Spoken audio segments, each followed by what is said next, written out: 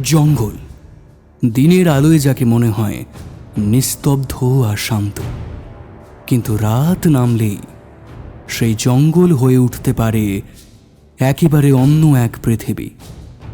আর সেই পৃথিবীর অন্ধকারে যদি ঘটে যেতে থাকে একের পর এক অস্বাভাবিক ঘটনা, তাহলে তার কারণ খুঁজতে গেলে শুধু সাহস নয়, দরকার তীক্ষ্ণ বুদ্ধি আর যথেষ্ট যুক্তির। কিন্তু সব রহস্যের উত্তর কি যুক্তি দিয়ে পাওয়া যায়, নাকি কখনো কখনো সত্যি হয়ে ওঠে এমন কিছু যাকে এতদিন আমরা শুধু গল্প বলেই জেনে এসেছি? শুনতে থাকুন কেয়ার অফ কাহিনী অরিজিনালসের আজকের নিবেদন, সাগর ঘোষের কলমে পাঞ্চজন্য ও সলিউশন এক্স, প্রথম পর্ব।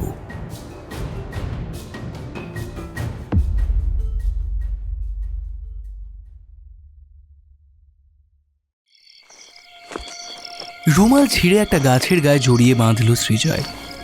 তারপরে টর্চের জোরালো আলো ফেলে আশপাশটা ভালো করে দেখল। শাল সেগুনের শাড়ি আর বুনো ঝোপঝাড় ছাড়া আর কোথাও কিচ্ছু নেই। শব্দ বলতে ঝিঁঝি পোকাদের ঝিম ধরানো কোরাস আর কি। মোবাইল বের করে স্ক্রিন অন করে সময় দেখল সৃজয়। রাত 2:30। শেষ 1 ঘন্টা ধরে একটানা জঙ্গলের মধ্যে ঘুরে যাচ্ছে, কিন্তু বাইরে যাওয়ার কোনো পথ সে খুঁজে পাচ্ছে না। এর আগে বার কয়েক জঙ্গলের মধ্যেও ঢুকেছে, প্রতিবারই ঠিকঠাকভাবেই জঙ্গলের বাইরে বেরিয়ে যেতে পেরেছে, যদিও কোনোবারই এত ভিতর পর্যন্ত ও আসেনি। আরও মিনিট 15 ঘোরার পরে টর্চের আলোয় সামনের গাছটা দেখে থমকে দাঁড়িয়ে পড়ল সৃজয়।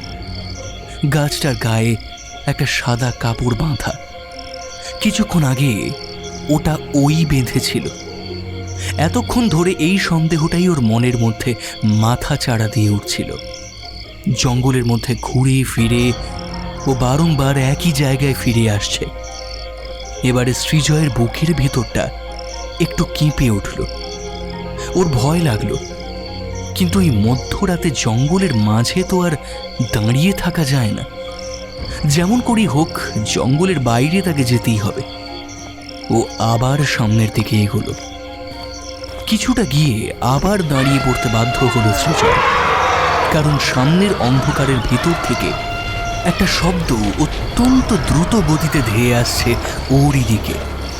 শব্দটা ঝোপঝাড় গাছপালা ভেঙে যাওয়ার, আর সাথে থেকে থেকে জেগে উঠছে হাতির ডাক। নির্ঘাত কোনো দল ছুট হাতি ছুটে আসছে এদিকে। কথাটা মাথায় আসা মাত্র সৃজয় ছিটকে সরে গেল পাশের একটা মোটা গাছের আড়ালে। চাঁদের আলো বেশ ভালোভাবেই আছে।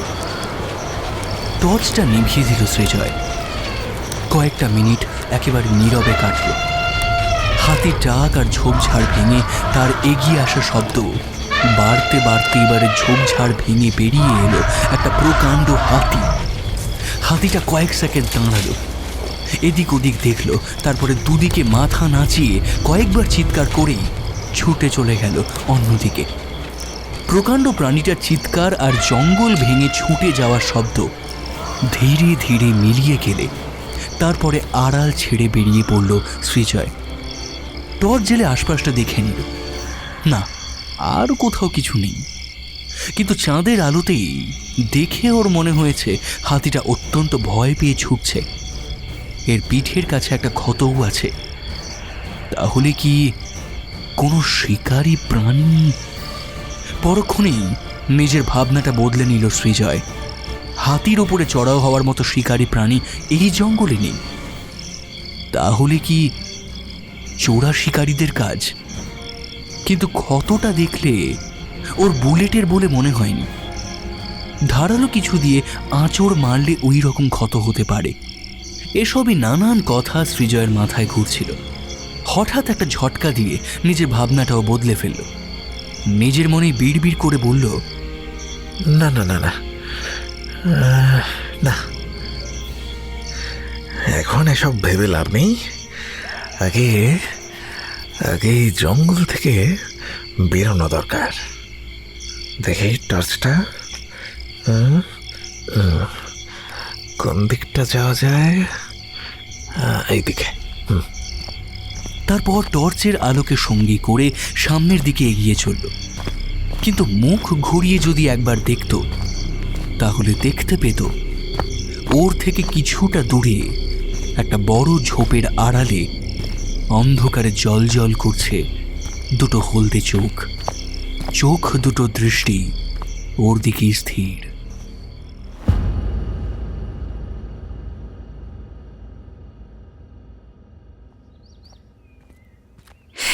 এই চোরা শিকারীদের যে কবে একেবারে গোড়া থেকে শেষ করা যাবে কে জানে। নিষ্পাপ বন্য পশুগুলোকে মারতে এদের হাতও কাঁপে না।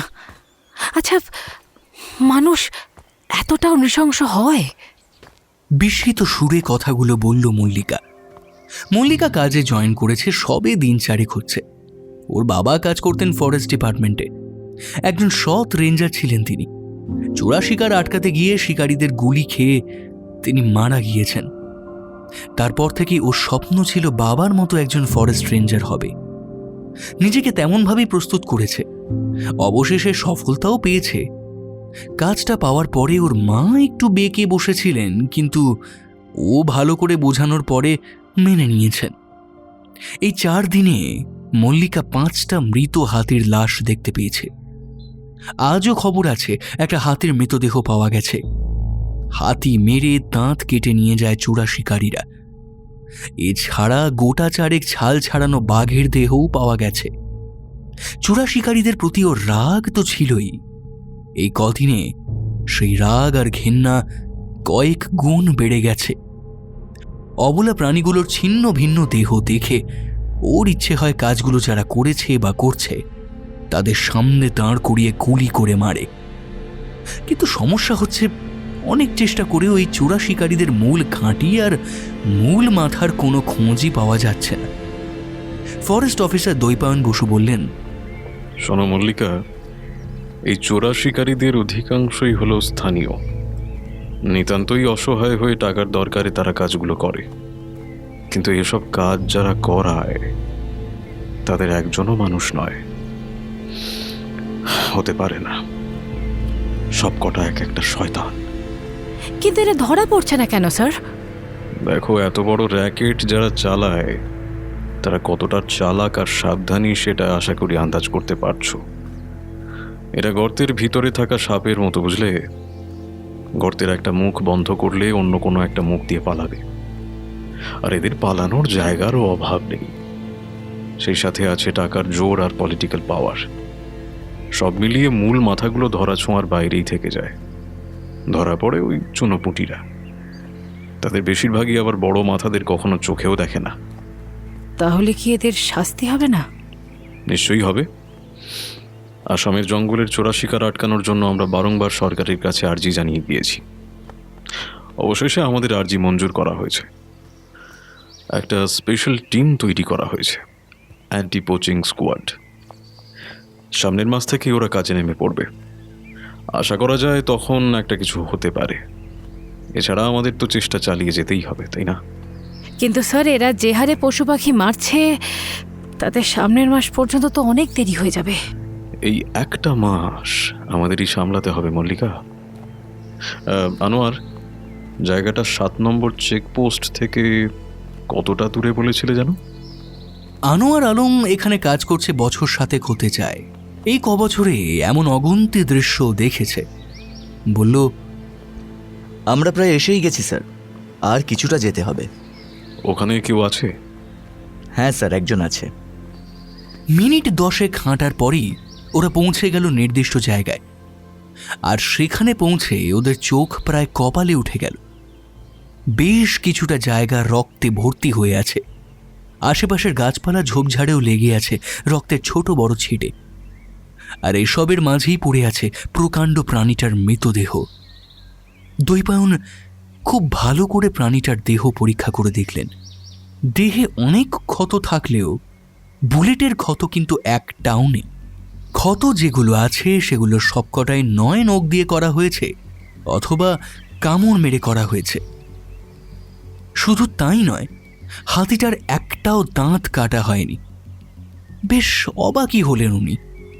কাজটা চোরা শিকারীদের নয়, আবার এই জঙ্গলে এমন কোনো প্রাণী নেই যে এমন কাজ করতে পারে। তাহলে কাজটা করল কে? যে ফরেস্ট গার্ড এতক্ষণ দাঁড়িয়ে ছিল সে এবারে একটু ভয়ে ভয়ে স্বরে বলল, স্যার, আরও কয়েকটা জিনিস আপনাকে দেখানোর আছে। আর কি? আসুন আমার সাথে। ওরা ফরেস্ট গার্ডের সাথে এগিয়ে চলল। কিছুটা এগোনোর পরে গার্ড আশেপাশের কয়েকটা গাছ দেখিয়ে বলল, ওই আঁচড়ের দাগগুলো দেখছেন স্যার? দৈপায়ন, আনোয়ার আর মল্লিকা তিনজনেই গাছগুলোর দিকে তাকালো। অবাক হয়ে দেখল গাছগুলোর গায়ে যে মোটা মোটা আঁচড়ের দাগগুলো আছে সেগুলো মাটি থেকে প্রায় 10 কি 11 ফুট উঁচুতে। মল্লিকা জিজ্ঞাসা করল, এত ওপরে কোনো পশু আঁচড় মারতে পারে স্যার? আর এত মোটা বড় নখই বা কোন প্রাণীর হতে পারে? দৈপায়ন আরও কিছুক্ষণ দাগগুলোর দিকে তাকিয়ে রইলেন। এই জঙ্গলে কি কি পশু পাখি আছে তা উনি খুব ভালো করেই জানেন। কিছু বাঘ আছে, তাদের স্বাস্থ্যও খুব ভালো, কিন্তু এতটা উপরে উঠে তারা আঁচড় কেন দেবে? আর একটা প্রাপ্তবয়স্ক হাতিকে আক্রমণ করা বা একটা বাঘের পক্ষে তাকে মেরে ফেলাটাও ঠিক বিশ্বাসযোগ্য লাগছে না ওনার। এখানে নিশ্চয়ই অন্য কিছু ঘটছে, তবে সেটা যে ঠিক কি তা উনি আন্দাজ করতে পারছেন না। মল্লিকার প্রশ্নের উত্তর না দিয়ে দৈপায়ন গার্ডকে জিজ্ঞাসা করলেন, দেখানোর মতো আর কিছু আছে? গার্ডের চোখে মুখে থাকা ভয় এবারে আরও কিছুটা গাঢ় হলো। ব্যাপারটা দৈপায়নের চোখ এড়ালো না। উনি বললেন, কি হয়েছে? গার্ড এবারে জঙ্গলের ভেতরে একদিকে তর্জনে নির্দেশ করে বেশ কেটে কেটে বলল, স্যার, ওই দিকে একটা লাশ আছে। আরও একটা প্রাণীর দেহ? না স্যার, কোনো বন্য পশুর নয়। তাহলে ওখানে একটা মানুষের লাশ পড়ে আছে স্যার, দেহে মুন্ডু নেই। বাকি তিনজন এবারে আরও অবাক হলো। দৈপায়ন উত্তেজিত স্বরে বললেন, আর এই কথাটা এখন বলছো? আগে জানাতে কি হয়েছিল? আসলে আগে দেখতে পাইনি স্যার, আপনারা আসার আগে এদিক ওদিক একটু ঘুরে দেখছিলাম যদি কোনো চোরা ফাঁদ চোখে পড়ে, তাই তখনই লাশটা দেখতে পেয়েছি। চলো, সেখানে নিয়ে চলো। গার্ড কোনো কথা না বাড়িয়ে ওদের নির্দিষ্ট জায়গায় নিয়ে গেল। জঙ্গলি ঝোপঝাড়ের মাঝে পড়ে আছে একটা মানুষের মৃতদেহ। চারিদিকে মাছি ভন ভন করছে। মৃতদেহের পরনের জামা প্যান্ট নানান জায়গায় ছেঁড়া। শরীরের অজস্র ক্ষত থেকে রক্ত বেরিয়ে জমে শক্ত হয়ে গেছে। আশপাশে ঝোপঝাড়ের ওপরেও রক্তে ছিটে লেগে আছে। আর সবচেয়ে ভয় ধরানো ব্যাপারটা হচ্ছে লাশের শরীরে মাথাটা নেই। সেটা চৌচির হয়ে পড়ে আছে বেশ কিছুটা দূরে একটা বড় পাথরের পাশে। দেখলে মনে হয় কেউ প্রচণ্ড শক্তিতে মাথাটা দেহ থেকে আলাদা করে নিয়েছে, তারপরে সজোরে আছাড় মেরেছে ওই পাথরের উপরে। পাথরের গায়ে এখনো রক্ত ঘিলু লেগে আছে। এই বীভৎস দৃশ্য কোনো সুস্থ মস্তিষ্কের মানুষের পক্ষে বেশিক্ষণ সহ্য করা সম্ভব নয়। ওরাও সহ্য করতে পারল না। আনোয়ার আর গার্ডটা মুখ ঘুরিয়ে নিল। দৈপায়ন অত্যন্ত কঠোর মনের মানুষ, কিন্তু সেও মুখ ঘুরিয়ে নিতে বাধ্য হল। সবচেয়ে বেশি অস্বস্তিতে পড়ল মল্লিকা। নিজেকে বাইরে থেকে যতই কঠোর করে রাখুক না কেন, সবশেষে সে একজন নারী। মনটা তার নরম। দৃশ্যের বীভৎসতায় ও শরীর গুলিয়ে উঠল। বমি উঠে এলো গলা পর্যন্ত। এক হাতে মুখ চেপে ছুটে চলে গেল অন্যদিকে। কিছুক্ষণ বাদে দৈপায়ন জিজ্ঞাসা করলেন, পুলিশকে ইনফর্ম করেছো? না স্যার, আপনাকেই প্রথম জানাচ্ছি। দৈপায়ন কিছু না বলে নিজের মোবাইলটা বের করল। নেটওয়ার্ক নেই। ও নেটওয়ার্কের খোঁজে কিছুটা এগিয়ে গেল।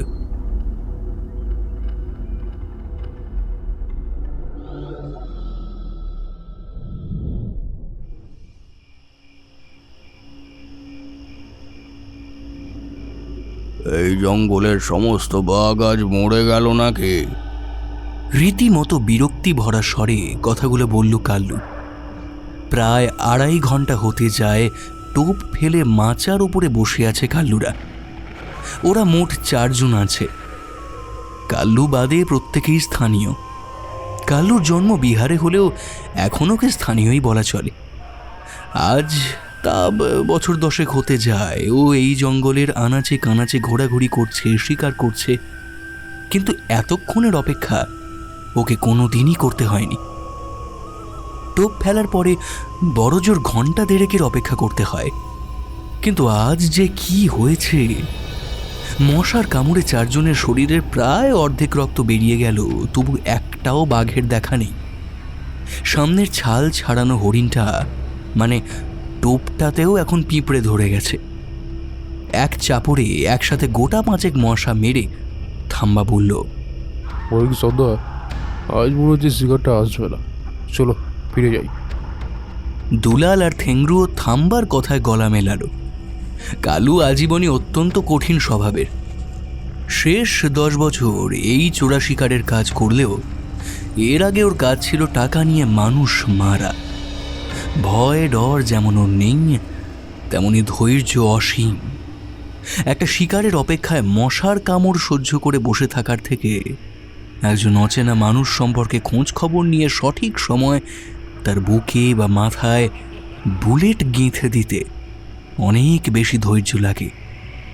এতটুকুও নরম না হয়ে কালু বলল, এই ফালতু কথা বলিস না। শিকারে বেরিয়ে আমি কখনো শিকার ছাড়া ফিরিনি, আর শিকার ছাড়া ফিরলে বস আমাদের কি করবে সেটা জানিস নিশ্চয়ই। বসের এই কথা শোনা মাত্র বাকি 3 জন একেবারে চুপ হয়ে গেল। লোকটাকে ওরা কেউ কখনো দেখেনি, কিন্তু সে যে কতটা নৃশংস সেটা ওরা ভালো করেই জানে। তার কিছু নিদর্শনও দেখেছে, তাই আর কিছু বলার সাহস কেউই দেখালো না। আবার টোপের দিকে রাইফেল তাক করে দৃষ্টিটা স্থির করল। আরও মিনিট 7 কাটল।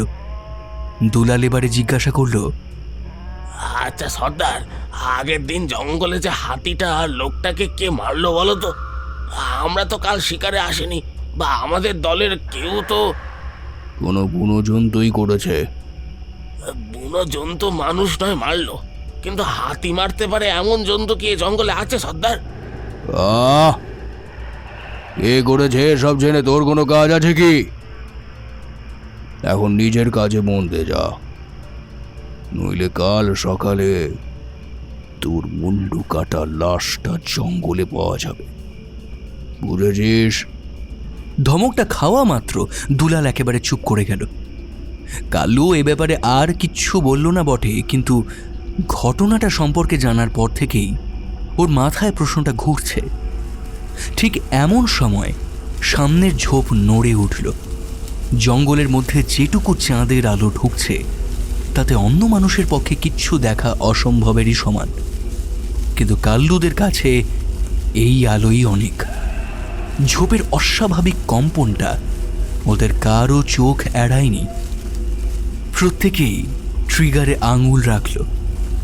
কয়েক সেকেন্ড কাটল। ঝোপের ভিতর থেকে মুখ বের করলো একটা প্রাণী। প্রাণীটার গায়ের উজ্জ্বল হলুদ রং আর জলজলে 2 চোখ অল্প আলোতেই চকচক করছে। প্রাণীটা ধীরে ধীরে ঝোপের বাইরে বেরিয়ে এলো। তারপরে খুব সাবধানী পায়ে এগিয়ে এলো টোপের দিকে। কাল্লুর মুখে হাসি ফুটল। এই মুহূর্তের অপেক্ষাতেই তো এতক্ষণ ধরে বসেছিল। ঠোঁটের কোণে থাকা বিড়িটা মুখ থেকে সরিয়ে রাইফেলের লেন্সে চোখ রাখল। 4 জনের মধ্যে ওর অভিজ্ঞতা আর শিকারের হাত যেমন ভালো, ওর রাইফেলটাও বাকি 3 জনের থেকে অনেকটাই উন্নত মানের, একদম আধুনিক মডেল। রেঞ্জও দারুণ। বাঘটা আয়তনে বেশ বড়। অবোধ প্রাণীটা জানে না সহজলভ্য খাদ্যের লোভে সে এক পা করে এগিয়ে যাচ্ছে নিজেরই মৃত্যুর দিকে। ও জানে না টোপের কাছে পৌঁছানো মাত্রই 4টে উত্তপ্ত বুলেট গেঁথে যাবে ওর শরীরে। বাঘটা টোপের একদম কাছে এসে সেটা কয়েকবার শুঁকল। চার শিকারী সকল মশার কামড় উপেক্ষা করে একেবারে স্থির হয়ে গেল। বাঘটা টোপে কামড় বসালো। কাল্লুরাও এই সুযোগে ট্রিগারে চাপ দিতে গেল, কিন্তু পারল না। চাপ দেওয়ার ঠিক আগের মুহূর্তে জঙ্গলের ভেতর থেকে প্রচণ্ড একটা গর্জন ভেসে এলো। অকস্মাৎ এই গর্জনে চমকে উঠে থাম্বা ট্রিগারে চাপ দিয়ে ফেলল। এবারে রাইফেলের গর্জনে কেঁপে উঠল চারিদিক, কিন্তু হাত কেঁপে যাওয়ায় বুলেট গিয়ে লাগলো টোপের গায়ে। বাঘটা থতমত খেয়ে কয়েক সেকেন্ড থমকে দাঁড়িয়ে পরক্ষণেই এক লাফ দিয়ে হারিয়ে গেল জঙ্গলের মধ্যে। কয়েকটা নিস্তব্ধ মুহূর্ত কেটে গেল। জঙ্গলের পোকারাও যেন হতভম্ব হয়ে ডাকতে ভুলে গেছে। নীরবতা ভেঙে দুলাল বলল, কি হলো বলো তো সর্দার, গর্জনটা কোন পশুর? এই 10 বছর এই জঙ্গলে যত রকমের প্রাণী আছে সবার ডাকি কাল্লু শুনেছে, কিন্তু একটু আগে যে গর্জনটা জঙ্গলের ঠিক ভেতর থেকে ভেসে এসেছে সেই গর্জন এর আগেও কখনো শোনেনি। দুলাল, থাম্বা আর থেংরুর জন্ম এখানেই, কিন্তু তারাও এমন গর্জন কখনো শোনেনি। কাল্লু বলল, বুঝতে পারছি না রে, তবে খুব কাছ থেকেই এসেছে গর্জনটা। হ্যাঁ, সবাই সাবধান। এই দরজাল, মাচা থেকে এক্ষুনি নামা ঠিক হবে না। আগে ভালো করে আশপাশটা দেখ। শেষ পর্যন্ত কাল্লুর নির্দেশই সকলে পালন করল। 3 ব্যাটারি জোরালো টর্চ জ্বাললো 4 জনে। মাচার ওপর থেকে এই আশপাশটা ভালো করে দেখল। না, কোথাও কিছু নেই, সবকিছুই একেবারে স্বাভাবিক। কাল্লুই প্রথম মাচা থেকে নামল। ওকে দেখে এক এক করে থেংরু, দুলাল আর থাম্বা মাচা থেকে নেমে এলো।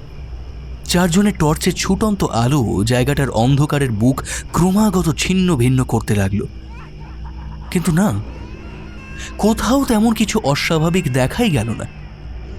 দুলাল জিজ্ঞাসা করল, এবারে কি হবে সর্দার? কাল্লু কিছুক্ষণ চুপ করে দাঁড়িয়ে রইল। এখন নতুন করে টোপ দিয়ে শিকার করতে গেলে অনেক সময় লাগবে, ভোর হয়ে যাবে ততক্ষণে। তাছাড়া ওই গর্জনটাও ওকে বেশ ভাবাচ্ছে। গর্জন কোনো সাধারণ পশুর ছিল না।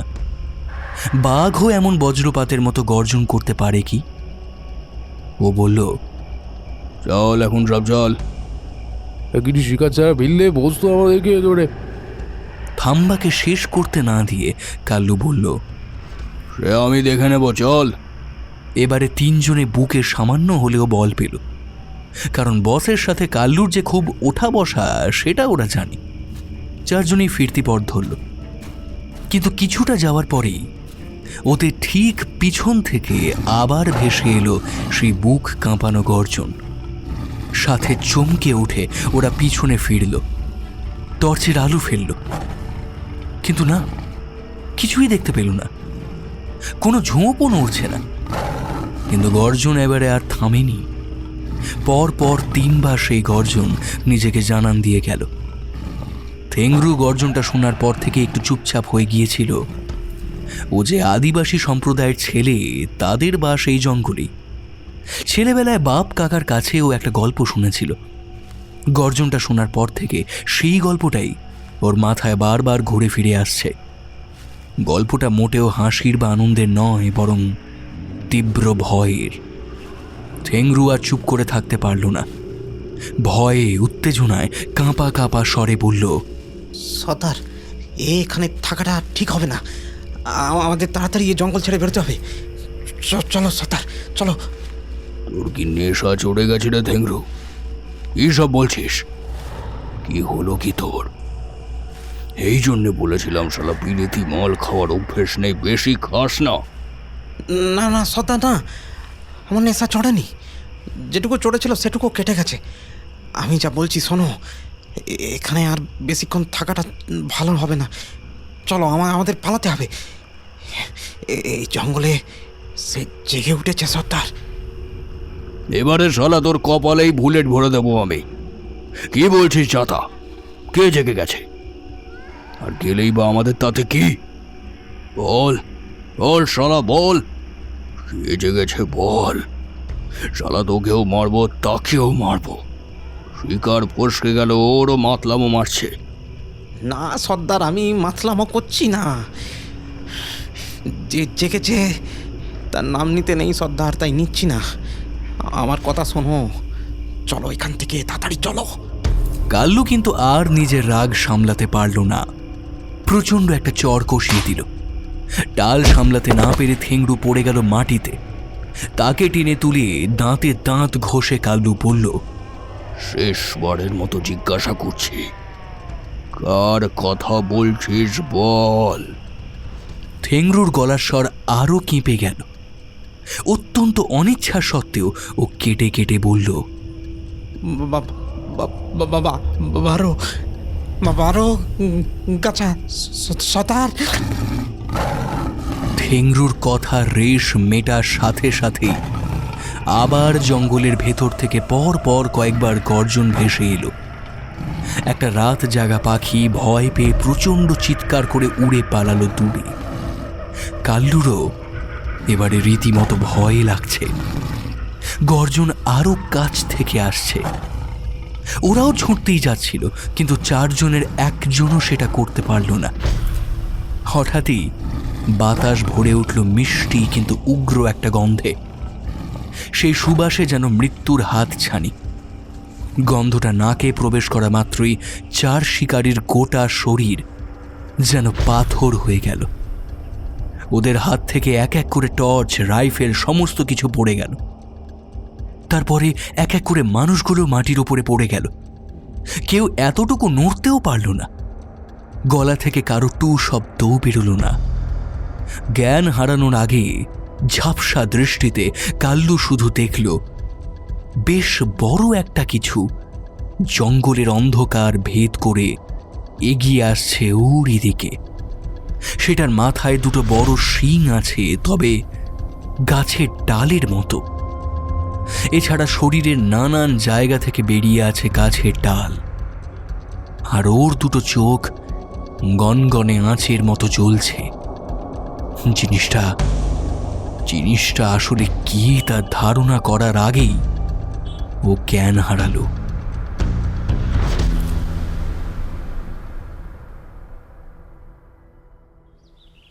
ও মাই গড! সামনের দৃশ্য দেখে অফিসার সনৎ ঠাকুরিয়ার মুখ থেকে নিজে থেকেই কথাগুলো বেরিয়ে এলো। ভদ্রলোকের বয়স ৪৫। আজ প্রায় ১৫ বছর উনি পুলিশে চাকরি করছেন। এখনো পর্যন্ত বেশ কিছু ভয়ঙ্কর দৃশ্য, বীভৎস লাশ উনি দেখেছেন। কিন্তু এখন যে দৃশ্য উনি দেখছেন, এমন দৃশ্য এর আগে কখনো দেখেননি। আগামী দিনেও দেখতে পাবেন বলে মনে হয় না।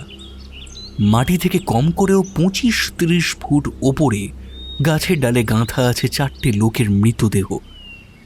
চারজনের শরীরে এই অজস্র ক্ষত, গলাটা কাটা। লোক চারটে শরীর থেকে রক্ত ঝরে মাটিতে থাকা শুকনো পাতার ওপর পড়ে জমে গেছে। দৈপায়ন, আনোয়ার আর দুজন ফরেস্ট গার্ড পুলিশের অপেক্ষাতেই ছিল। অফিসার ঠাকুরিয়াকে দেখে দৈপায়ন এগিয়ে এলেন, বললেন, আসুন অফিসার, আপনাদের জন্যই অপেক্ষা করছি। অফিসার ঠাকুরিয়া দৈপায়নের সাথে হ্যান্ডশেক করে বিস্মিত সুরে জিজ্ঞাসা করলেন, এসব কি? দৈপায়নের সাথে অফিসার ঠাকুরিয়ার পূর্ব পরিচয় আছে। বললেন, আমরা সবাই অবাক অফিসার। এমন ঘটনা এর আগে আমরা কখনো দেখিনি। আরে সেটাই তো, আমিও কেরিয়ারেই প্রথম। হোয়াটএভার, ঘটনাটা প্রথম কে দেখলো? আমাদের এক গার্ড রেগুলার যেমন রাউন্ডে আসে তেমনি এসেছিল। এসেই দেখে এই অবস্থা। 4টে রাইফেল পাওয়া গেছে, আপনি চাইলে দেখতে পারেন। 3টে লোডেড, একটা থেকে গুলি চলেছে। কিছুটা দূরে গাছের ওপর একটা মাচা বাঁধা আছে, একটা ছাল ছাড়ানো হরিণও আছে, মানে টোপ আর কি। এর অর্থ হলো এরা পোচার। সেটাই তো মনে হচ্ছে। কিন্তু এদের এই দশা করলো কে, আর কিভাবেই বা করলো? আমার তো মাথায় কিছুই আসছে না। আমাদেরও সেটাই ভাবাচ্ছে অফিসার। লোকগুলোকে মারা পর্যন্ত ঠিক ছিল, কিন্তু এত উঁচুতে গাছের ডালে গেঁথে দেওয়াটা সত্যি অবিশ্বাস্য। আগের বডিটাও খুব অদ্ভুত ছিল, এবারে আবার এই 3 দিনে 5টা মানুষ মারল। মানছি এরা চোরা শিকারী ছিল, কিন্তু তবুও এই জঙ্গলে যে হঠাৎ কি শুরু হলো কে জানে। এরপরে অফিসার ঠাকুরিয়া আর কথা না বাড়িয়ে দেহগুলো নামানোর আদেশ দিলেন। ইতিমধ্যে আরও কয়েকজন ফরেস্ট গার্ড চলে এসেছে। পুলিশ আর বন দফতর দুই তরফের বেশ কয়েকজন মিলে টানা 2.5 ঘন্টার বেশি পরিশ্রম করে দেহগুলো গাছ থেকে নামালো। দেহগুলোর প্রাথমিক পরীক্ষা সেরে অফিসার ঠাকুরিয়া দেহগুলো ডাক্তারি পরীক্ষার জন্য পাঠিয়ে দিলেন। তারপরে দৈবায়নকে জিজ্ঞাসা করলেন, লাশগুলোর ক্ষত দেখে তো মনে হচ্ছে কোনো বন্য পশুর কাজ। আরে নখের আঁচড়, দাঁতের দাগ সবই তো আছে। তা আছে বটে, কিন্তু অফিসার, আমি যদি মেনেও নিই যে কাজটা কোনো বন্য পশু করেছে, তাও লাশগুলো এত উপরে গাছের ডালে 4টে লাশ গাঁথার ব্যাপারটা কেমন যেন লাগছে না, ঠিক স্বাভাবিক নয়। আমিও সেটাই ভাবছি। ঠিক আছে, আমি এখন যাই, এনকোয়ারি করতে হবে। অফিসার ঠাকুরিয়া চলে গেলে দৈবায়ন কিছুক্ষণ চুপ করে দাঁড়িয়ে রইলেন। আশপাশের গাছগুলোর গায়ে আগের দিন দেখা দাগগুলোর মতো অজস্র নখের দাগ। এই জঙ্গলে কি তাহলে নতুন অজানা কোনো পশুর আমদানি হয়েছে, নাকি ব্যাপারটা অন্য কিছু? বিষয়টার মধ্যে থাকা গূঢ় রহস্যের গন্ধটা ক্রমে ওনার বুক ভারী করে তুলছে। একটা দীর্ঘশ্বাস ছেড়ে নিজেকে শান্ত করে দৈবায়ন জিপে উঠে স্টার্ট দিলেন। তারপরে সেখান থেকে বেরিয়ে গেলেন।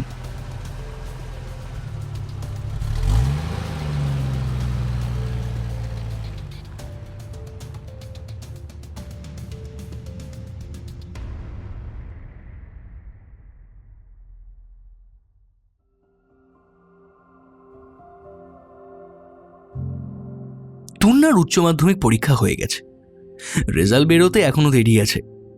অন্যদিকে মানিক, বাপন, টুয়া আর তাথইয়ের কলেজের পরীক্ষাও হয়ে গেছে। মোট কথা সকলের হাতেই সময় আছে। গরমটাও এবছর পড়েছে জমিয়েই। এমন একটা সময় যে পাঞ্চজন্য কলকাতার ভ্যাবসা গরমে বসে থাকবে না, সেটাই তো স্বাভাবিক। শুধু সমস্যাটা হচ্ছিল ঘুরতে যাওয়ার জায়গা নিয়ে। অনেক জায়গার খোঁজ করেও কোনোটাই ওদের শেষ পর্যন্ত পছন্দ হয়ে উঠতে পারছিল না। কিন্তু কথায় বলে না, ইচ্ছে থাকলে উপায় ঠিকই হয়। ওদের সাথেও ঠিক সেটাই হয়েছে।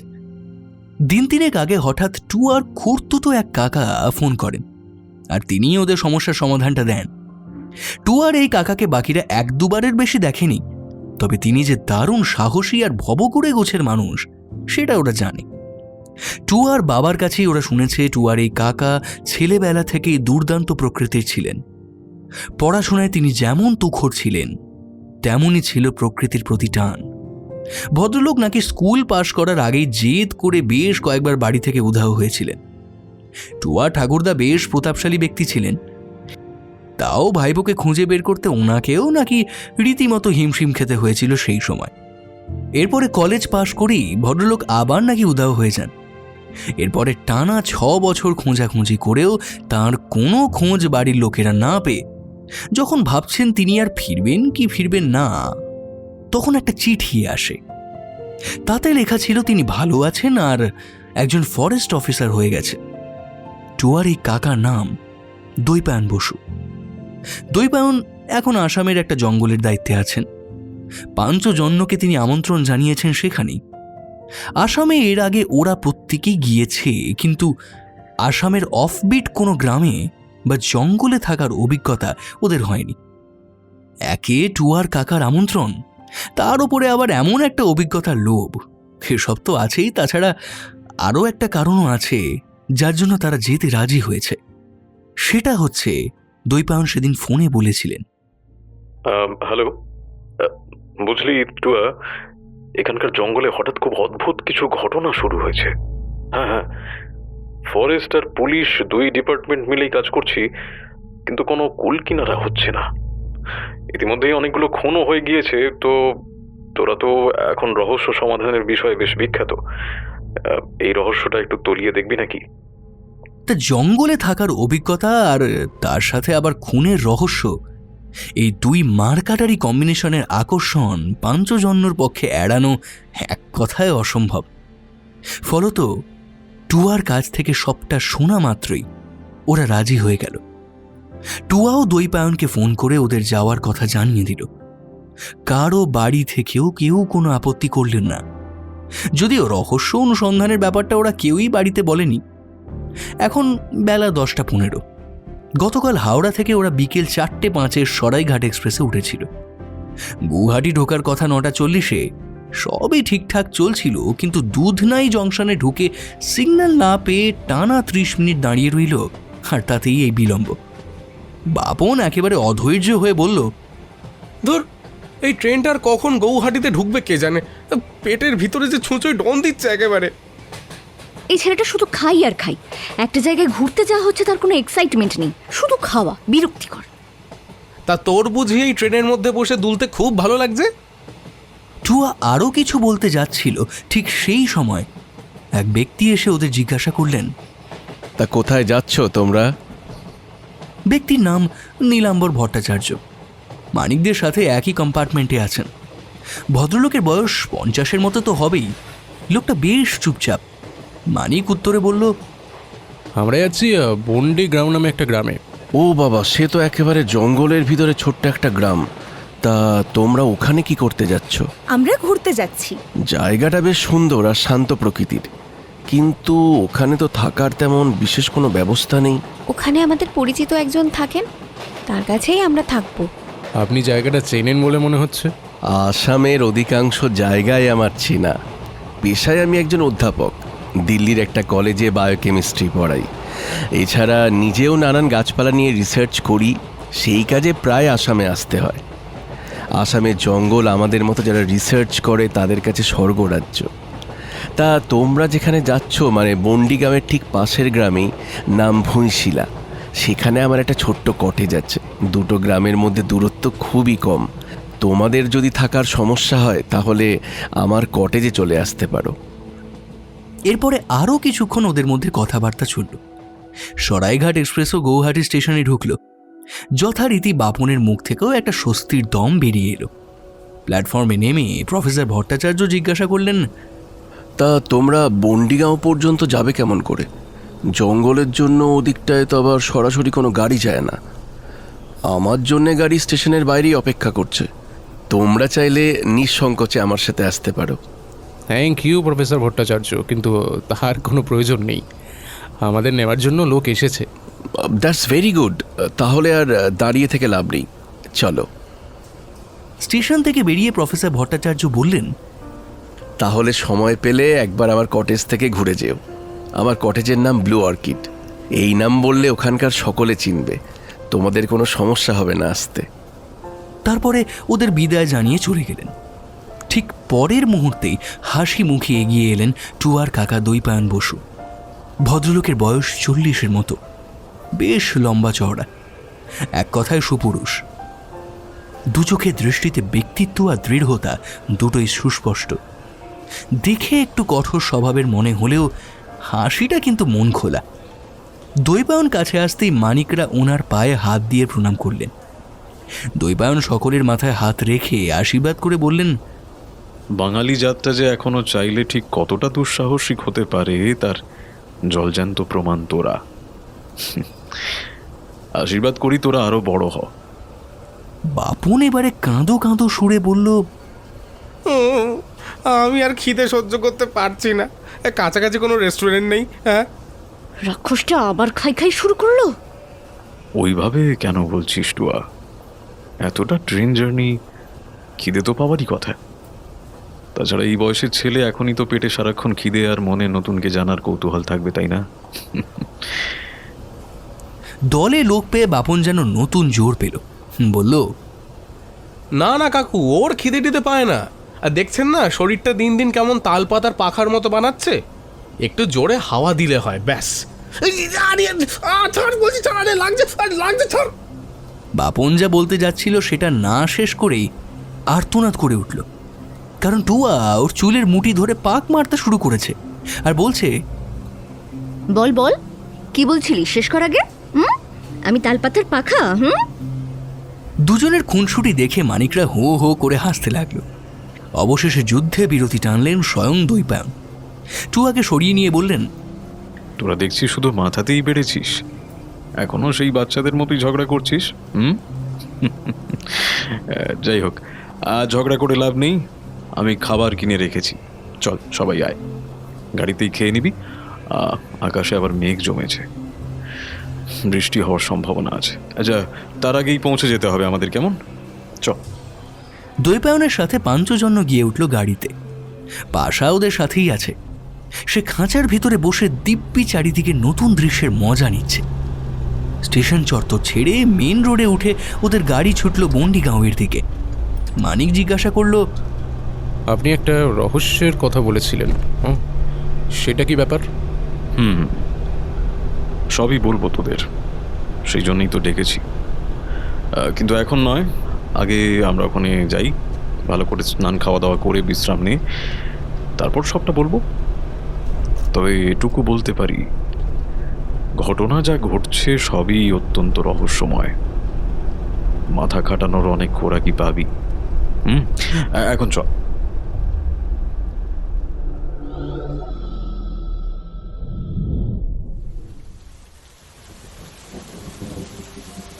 এখন বিকেল 5টা। চারপাশের আলো একেবারে ম্রিয়মান হয়ে এসেছে। ঝিরি ঝিরি বৃষ্টি পড়ছে। আকাশের গতিক মোটেও ভালো নয়, থেকে থেকে মেঘও ডাকছে। বিদ্যুতের ঝিলিকও দেখা যাচ্ছে। বন্ডিগাঁও গ্রামটা বলতে গেলে জঙ্গলের ভেতরেই, কয়েকটা মাত্র ঘর, লোক সংখ্যা খুবই কম, অধিকাংশই আবার আদিবাসী। পাকা বাঁধাই বাড়ি বলতে শুধুমাত্র ফরেস্ট বাংলো আর ফরেস্ট অফিস। বাংলোটা বেশ বড়, দৈপায়ন ওখানেই থাকে। পাঞ্চজন্য এই ফরেস্ট বাংলোতেই আছে। এখানে আসার পরে স্নান সেরে পেট ভরে মুরগির মাংস আর ভাত খাওয়ার পরে মানিকদের প্রত্যেকেরই দুচোখ ঘুমে ঢুলে এসেছিল। কোনো কথা না বাড়িয়ে ওরা 5 জনেই নিজেদের ঘরে গিয়ে ঘুমিয়ে পড়েছিল। এই একটু আগে ঘুম থেকে উঠে এখন ওরা বসে আছে বাংলোর সামনের বারান্দায়। দৈপায়নও আছেন। পাশাকে খাঁচা থেকে বের করে দিয়েছিল মানিক। সে মনের সুখে বাংলোর উপরে পাক দিচ্ছিল, কিন্তু বৃষ্টি শুরু হতে আর কয়েকটা বাজ পড়তেই ও ফিরে এসেছে। শুধু ফিরেই আসেনি, নিজে হতেই খাঁচার ভিতরে ঢুকে গিয়েছে। হয়তো বুঝেছে ওটাই আপাতত ওর জন্য সবচেয়ে সুরক্ষিত জায়গা। সে এখন মানিকের ঘরে নিজের খাঁচায় বসে ঝিমুচ্ছে। আসামে সুগন্ধি চা খেতে খেতে ওদের মধ্যে কথা চলছিল। চায়ের কাপে একটা চুমুক দিয়ে মানিক জিজ্ঞাসা করলো, তা কাকু বলছি, এবারে রহস্যের ব্যাপারটায় কি আসা যায়? হ্যাঁ কাকু, আপনি রহস্যের কথাটা এবার বলুন। লম্বা ঘুম দেবার পরেও দুপুরের খাওয়া ভাত মানিকদার হজম হচ্ছে না, কথাগুলো না শুনলে হবেও না। বাকিরা তুন্নার কথা শুনে হেসে উঠল। শুধু মানিক বলল, খুব পেকেছিস না রে তুন্না, দাঁড়া তোর হচ্ছে। তোরা আবার ঝগড়া শুরু করিস না, আমি বলছি সবটা, ভালো করে শোন। এরপরে কয়েক সেকেন্ড সময় নিয়ে সবটা গুছিয়ে নিয়ে এখনো পর্যন্ত যে কটা মৃত্যু ঘটেছে সে কটার কথা, চোরা শিকারের ব্যাপারটা সবই তিনি জানালেন। তারপরে তিনি বললেন, আমার ধারণা পুরো ব্যাপারটাই চোরা শিকারীদের কাজ। কিন্তু তারা নিজেদের দলের লোক মারবে কেন? এতে তো তাদেরই লোকসান, লোক কমে যাবে। না না, খুব একটা লোকসান ওদের হবে না। এই বিশাল জঙ্গল এলাকায় আদিবাসীদের সংখ্যা তো নেহাত কম নয়। টাকার দরকার সকলেরই, এছাড়া বাইরে থেকেও এদের লোক আসে। আর নিজেদের লোক কেন মারবে, এই প্রশ্নেরও একটা আনুমানিক উত্তর আমি ভেবেছি। আমার ধারণা চোরা শিকারীরা ইচ্ছে করেই জঙ্গলের ভিতরে এসব ঘটনা ঘটাচ্ছে, যাতে একটা অলৌকিক পরিস্থিতি তৈরি হয়। এ জায়গাটা না কুসংস্কারের একেবারে ডিপও বলতে পারিস। ফলত বুঝতেই পারছিস, একটা ভৌতিক অ্যাম্বিয়েন্স ক্রিয়েট করতে পারলে জঙ্গলে লোকজন যাওয়াটা কমে যাবে। তাতে কিন্তু ওদের কাজের একটা সুবিধেই হবে, তাই না? তার মানে আপনি বলতে চাইছেন পোচাররা নিজের দলের লোক মারছে যাতে ব্যাপারটা আরো বিশ্বস্ত হয়। শুধু স্থানীয় লোকজন বা ফরেস্ট গার্ডরা মারা গেলে সন্দেহটা তো প্রথমেই তাদের দিকেই যেত। এক্স্যাক্টলি। এটা একটা ভালো পয়েন্ট হতে পারে, কিন্তু আমি ভাবছি অন্য একটা কথা। 4 জন মানুষকে যখন গাছের উপর থেকে নামানো গিয়েছে তখন একটু কসরত করলে তো মেরে তোলাও যেত, কিন্তু একটা হাতিকে ওইভাবে আহত করার মতো কাজ কি মানুষের হতে পারে? আপনি তো বলেছেন হাতিটাকে অজ্ঞান করারও কোনো চিহ্ন নাকি পাওয়া যায়নি।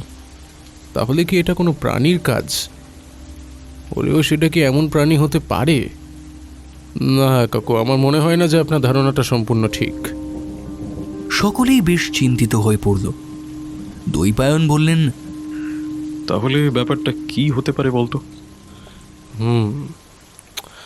সেটা এখনই বলাটা বড্ড কঠিন কাকু। কালকে সকালটা হোক, একটু খোঁজখবর করি, দেখি কি বেরোয়। ঠিক এই সময় খুব কাছেই প্রচণ্ড শব্দ করে বাজ পড়ল, আর তারপরই শুরু হলো তুমুল বৃষ্টি। একটু পরে বছর 50 কি 55 একজন ভীত্ত স্থানীয় লোক এসে 1 প্লেট মাংসের পাকোড়া আর 2টো হ্যারিকেন রেখে গেল। দিনের অবশিষ্ট আলো উধাও হয়েছে। এই জায়গা জঙ্গলের এতটাই ভেতরে যে গাছপালার কারণে ইলেকট্রিকের তার টানা সম্ভব হয়নি। যদিও তা নিয়ে এখানকার মানুষজনের কোনো অভিযোগ নেই। পরিস্থিতি হঠাৎই কেমন যেন নিঝুম হয়ে গেল। দৈপায়ন বললেন, এখানে কিন্তু কারেন্ট নেই, মোবাইলের নেটওয়ার্কও পাওয়া খুব কঠিন। এই একটা অসুবিধা তোদের হবে। বাবন একটা পাকোড়ায় কামড় দিয়ে চিবোতে চিবোতে বলল, আরে না না কাকু, আমাদের কোনো সমস্যা হবে না, শুধু টুয়ারই একটু কষ্ট হবে এই যা। আসলে প্রতি ঘন্টায় 2টো করে ছবি সোশ্যাল মিডিয়ায় পোস্ট না করলে ওর পেটের ভাত হজম হয় নাকি না। তবে রে, টুয়া পরপর গোটা 4 চাপড় বসিয়ে দিল বাপনের পিঠে। দূর, এইরকম ওয়েদারে রহস্যের আলোচনা করতে একদম ভালো লাগছে না। তার থেকে একটু গল্প শোনা যাক। কাকু, আপনার তো জীবনটাই একটা রোমাঞ্চকর উপন্যাস, সেখান থেকেই না হয় কিছু একটা বলুন। দিদি একদম ঠিক বলেছে। কাকু, আপনি এবার শুরু করুন। বাকিরাও আপত্তি করল না। দৈপায়ন হেসে বললেন, বেশ বেশ বেশ, পকোড়া আছে, একটু করে কফির সাথেই নয় গল্প হোক। কি বলছিস তোরা? ওরা সকলেই সম্মতি জানালো। কফি এলো, দৈপায়নও গল্প শুরু করলেন। তখন আমি সবে সবে ফরেস্ট ডিপার্টমেন্টে চাকরিটা পেয়েছি। ওরা সকলেই গল্পে মজে গেল। শুধু মানিকের মাথায় ক্রমাগত 2টো প্রশ্নই একে একে ঘুরে চলল।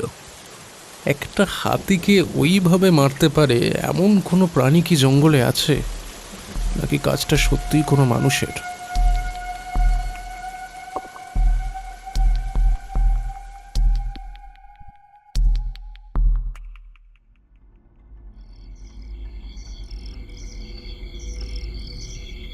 অত্যন্ত বিরক্তি নিয়ে কারখানার বাইরে বেরিয়ে এলেন অখিলেশ বড়ুয়া।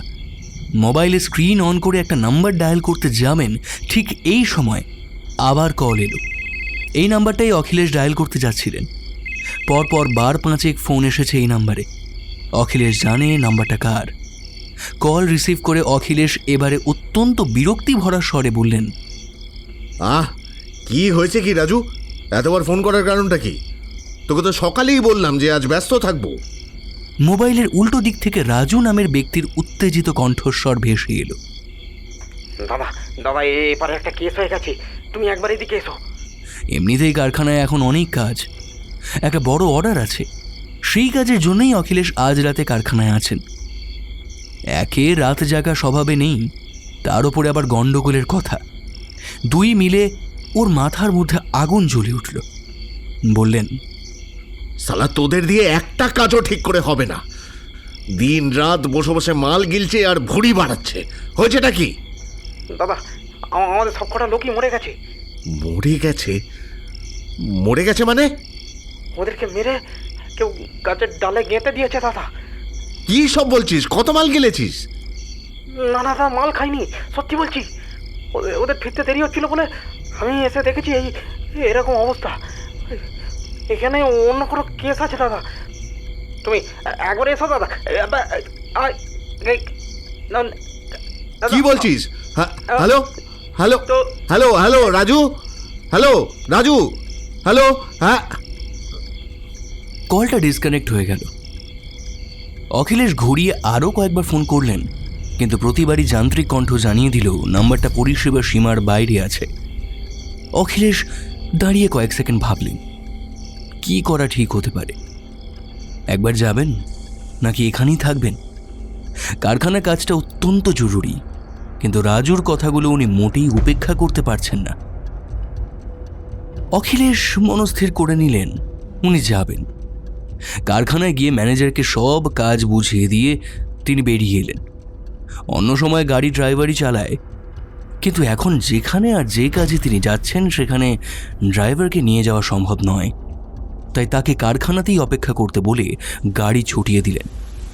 জঙ্গল এখান থেকে প্রায় মিনিট 45-এর পথ, তার উপরে আবার বৃষ্টি হচ্ছে। অখিলেশের বয়স 45-এর মতো। গৌহাটিতে ওর জন্ম, সেখানেই পড়াশোনা আর বড় হয়ে ওঠা। এখন যদিও থাকেন হাফলংয়ে, পারিবারিক চায়ের ব্যবসা আছে, বেশ বড় ব্যবসা। অখিলেশের বাবা ছিলেন ঠাকুরদার একমাত্র সন্তান, ওনারা 2 ভাই। ফলত বাবা মারা যাওয়ার পরে ব্যবসার সকল দায়িত্ব তাঁদের কাঁধেই। বলা বাহুল্য, বার্ষিক মোটা অঙ্কের লাভের সবটাই মাত্র 2 ভাগে ভাগ হয়। 2 ভাইয়ের মধ্যে সম্পর্কও ভালো। মোট কথা আর্থিক দিক থেকে অখিলেশকে ধনী বলা চলে, কিন্তু অর্থের নেশা এক অদ্ভুত নেশা। এই নেশা একবার ধরলে 1000 চেষ্টা করেও সেই নেশার ঘোর এক জীবনে কাটিয়ে ওঠা প্রায় অসম্ভব। সেই নেশার টানেই তো অখিলেশ বছর 5 হচ্ছে নতুন একটা ব্যবসা শুরু করেছে, কাঠ চালানের ব্যবসা। না, চালান ঠিক নয়, বরং পাচারের ব্যবসা। নিজের ব্যবসায়ী বুদ্ধি আর চেনা জানার প্রভাবে 5 বছরেই বেশ দাঁড় করিয়ে দিয়েছে ব্যবসাটা। টাকাও কামিয়েছেন অনেক, এখনো কামাচ্ছেন। এখন এই 2 নম্বরই ব্যবসার জন্য অখিলেশ একটা দলও বানিয়ে নিয়েছেন। তবে কাজগুলো তারা করলেও আসল দিকটা অখিলেশ নিজেই দেখেন। চায়ের অর্ডারের মতোই কাঠেরও একটা বড় অর্ডার আছে। সেই কাজেই 6 জনের একটা দল জঙ্গলে গিয়েছিল কাঠ কাটতে। রাজু এই ব্যবসায় অখিলেশের রাইট হ্যান্ড ম্যান। পুরো কাজটা ঠিকঠাক করানোর দায়িত্ব ওর কাঁধেই ছিল। ছেলেটা 1 নম্বরের মাতাল হলেও কাজটা কিন্তু ঠিকঠাক করে এবং ভীষণ বিশ্বস্ত, তাই ওকেই কাজে রেখেছেন। আজ রাজু যা যা বলেছে আর যে উত্তেজনা নিয়ে বলেছে, তেমনটা আগে কখনো বলেনি। কাজও প্রতিবার ঠিকঠাকই করেছে, সেই জন্যই অখিলেশের চিন্তাটা আরো বেশি হচ্ছে। হাতে রেডিয়াম ডায়ালের ঘড়িটা একবার দেখলেন অখিলেশ। কাঁটায় কাঁটায় রাত 2টো। এখন উনি আর গাড়ি চালাচ্ছেন না, গাড়ি চালাচ্ছে জহর, ওনার দলেরই একজন। রাজুর কথাগুলো শোনার পর থেকেই অখিলেশের মনের ভিতরে অদ্ভুত একটা অস্বস্তি শুরু হয়েছে। তার প্রধান কারণ, জঙ্গলে এর আগে কয়েকটা অস্বাভাবিক মৃত্যু হয়েছে। দৃশ্যগুলো না দেখলেও সে ব্যাপারে তিনি শুনেছেন বটে। চিন্তাটা সেই কারণেই হচ্ছে, আর এই জন্যই অখিলেশ কোনো ঝুঁকি নেননি। কারখানা থেকে বেরিয়ে দলের জনা 4 নিয়ে তারপরে এদিকে এসেছেন। 4 জনের কাছেই আগ্নেয়াস্ত্র আছে। যদি সত্যি তেমন কিছু হয় তাহলে কাজে লাগবে। জঙ্গলে ঢুকে প্রথমেই অখিলেশ গেলেন গোপন আস্তানায়। আস্তানায় এখন কেউ নেই। টর্চ, দড়ি, কাটারি সেসবও কোথাও নেই। এর মানে গাছ কাটতে গেলেও এখনো কেউ ফেরেনি। অখিলেশ বললেন, চল, জঙ্গলে যেতে হবে। ওরা কোন দিকে গিয়েছিল কেউ জানিস? আমি জানি দাদা, আমারও তো যাওয়ার কথা ছিল, কিন্তু শরীরটা খারাপ থাকায় যায়নি আর কি। তাহলে আর দেরি করে লাভ নেই, চল সেখানে। অখিলেশ একে একে জঙ্গলে ঢুকলেন। 5টা জোরালো টর্চের আলো জঙ্গলের ভিতরকার ঘোর অন্ধকার ছিন্ন ভিন্ন করে সামনের দিকে এগিয়ে চলল। নির্দিষ্ট জায়গায় পৌঁছে ওরা আশেপাশে টর্চের আলো ফেলে দেখল গোটা 2 কাটারি, কাছি আর একটা টর্চ ছড়িয়ে ছিটিয়ে পড়ে আছে। এদিকেও বড় ছোট ঝোপঝাড় তছনছ হয়ে রয়েছে। গাছগুলোর গায়ে থাকা গভীর মোটা নখের আঁচড়গুলো ওদের চোখ এড়ালো না। জহরও জানে এই জঙ্গলে ঠিক কি শুরু হয়েছে, তবে কিছু না কিছু তো। কথা বলতে বলতেই ওপরের দিকে টর্চের মুখ ঘোরালেন আর সাথে সাথে তিনি স্তম্ভিত হয়ে গেলেন। গাছের ডালে গাঁথা আছে 6 জন পুরুষের লাশ। তাদের শরীর থেকে এখনো ফোঁটা ফোঁটা রক্ত ঝরে পড়ছে। 6 জনকেই চেনেন অখিলেশ। দলের বাকি 4 জনই দাগী অপরাধী। ভয় ডর ওদের তেমন একটা নেই, কিন্তু দৃশ্যটা দেখে ওরাও আঁতকে উঠল। অখিলেশ বললেন, এই সকলে বন্দুকগুলো তৈরি রাখ। অখিলেশের কথা মতোই কাজ করলো বাকিরা। অখিলেশ এবারে গলা তুলে ডাকলেন, রাজু, এই রাজু, রাজু, এই রাজু। 5 জন মানুষ বন্দুক উঁচিয়ে টর্চের আলোকে সঙ্গী করে এগিয়ে চলল সামনের দিকে। মিনিট খানেক হাঁটার পরে দলটা আবার থমকে দাঁড়াতে বাধ্য হল, কারণ একটা গর্জন। বৃষ্টি কিন্তু একবারের জন্য থামেনি। মেঘ ক্রমাগত ডেকেই যাচ্ছে, কিন্তু যে গর্জনটা জঙ্গলের ভেতর থেকে ভেসে আসছে সেটা মেঘের ডাক নয়। গর্জনটা পাগল হাতি বা বাঘেরও নয়। এই গর্জন অন্য কিছুর গর্জন। ওরা প্রত্যেকেই বন্দুক তুলে এদিক ওদিক টর্চের আলো ফেলল, কিন্তু কোথাও কিছু দেখতে পেল না। ব্যাপারটা যে ঠিক কি হলো সেটা ওরা ঠিক করে বুঝে ওঠার আগেই ঘটল আরেকটা ঘটনা। জঙ্গলের বাতাসে হঠাৎ ভেজা মাটির গন্ধের সাথে মিশে গেল অদ্ভুত এক মিষ্টি কিন্তু উগ্র গন্ধ। এরপরে মাত্র কয়েকটা সেকেন্ড, তারপরেই 5 জন পুরুষ নির্জীব পাথরের মূর্তির মতো পড়ে গেল।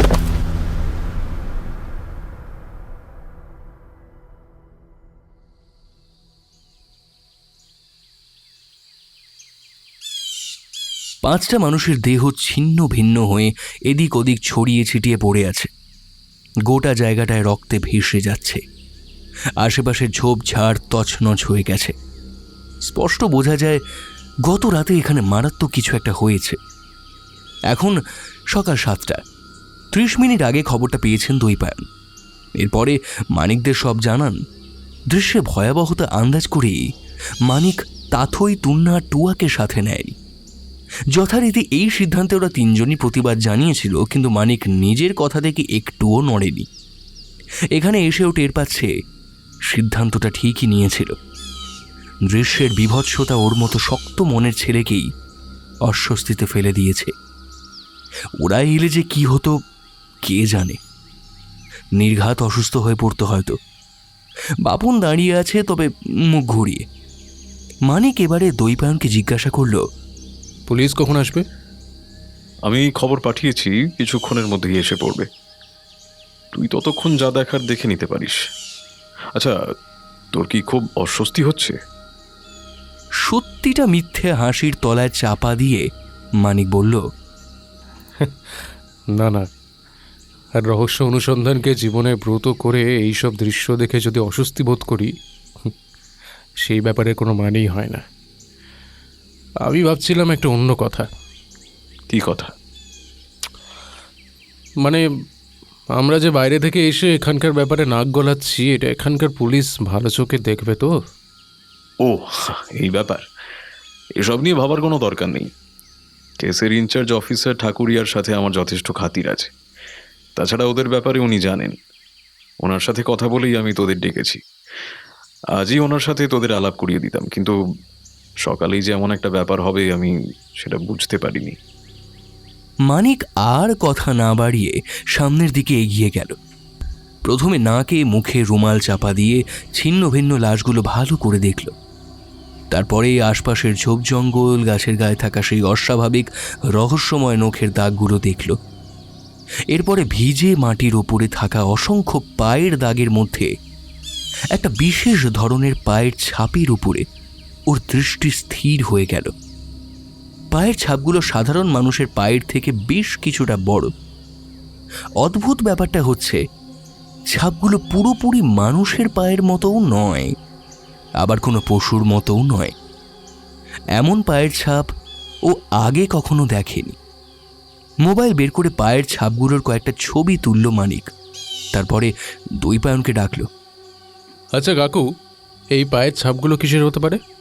দৈপায়ন খুব ভালো করে ছাপগুলো দেখলেন, তারপরে দুপাশে মাথা নেড়ে বললেন, না, এই পায়ের ছাপ কিসের তা বলতে পারবো না। এই জঙ্গলে আগে কখনো দেখোনি এমন পায়ের ছাপ, তাই না? না। আচ্ছা আচ্ছা, এদের কারো পরিচয় জানা গিয়েছে? একজনকে আমি চিনি, ওই যে কালো জ্যাকেট গায়ে, লোকটার নাম অখিলেশ বড়ুয়া।